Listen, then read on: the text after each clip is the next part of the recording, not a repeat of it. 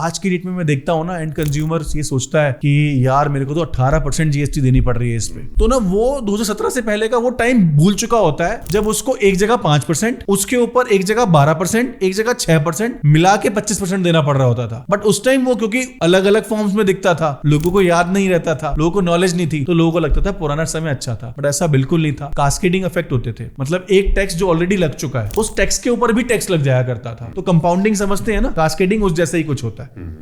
100 रुपए की चीज है, उस पे 5 रुपए का टैक्स लगा, और मान लीजिए 10% टैक्स और लगाना है। रियलिटी में तो ये होना चाहिए ना कि 100 रुपए पे 10% टैक्स लगना चाहिए, जो अब जीएसटी में हो रहा है कि 100 रुपए की चीज पे 10% एडिशनल टैक्स लगना है, 100 रुपए पे ही लग रहा है। और पहले क्या होता था, 100 रुपए की चीज है, पहले उस पे 5 रुपए की एक्साइज ड्यूटी लगती थी, तो 105 हो गया। तो वैट जब 10% लगता था ना, तो 105 रुपए पे लग जाया करता था। तो उस 5 रुपए पे 10% 50 पैसे एक्स्ट्रा टैक्स लगता था। उस केस में 10 रुपए 50 पैसे टैक्स बन जाया करता था। वेरस यहाँ पे टैक्स सिर्फ 10 रुपए बन रहा है। तो वो जो 50 पैसे का डिफरेंस है वो टैक्स के ऊपर तो टैक्स लगा है, जिससे चीजें अल्टीमेटली महंगी हुआ करती थी। एक प्रदेश से दूसरे प्रदेश में व्यापार थोड़ा मुश्किल हुआ करता था। सी फॉर्म्स का टाइम था, मैं तो 2013 से प्रैक्टिस में हूं, एंड उस टाइम एक व्यापारी जो दिल्ली से माल खरीदता था ना, फरीदाबाद का, वो सोचता था कि यार ये व्यापारी, एक फॉर्म होता था, वो सबूत होता था कि मैंने उस स्टेट से माल खरीदा है, तो उस स्टेट से माल खरीदा तो रेट कम लगता था। यार वो फॉर्म मिल जाएगा टाइम से। वो फॉर्म मिलने के बाद आपको फिजिकली जाके डिपार्टमेंट में जमा करवाना होता था। वहां पे बाबू लोग बैठे होते थे, चपरासियों को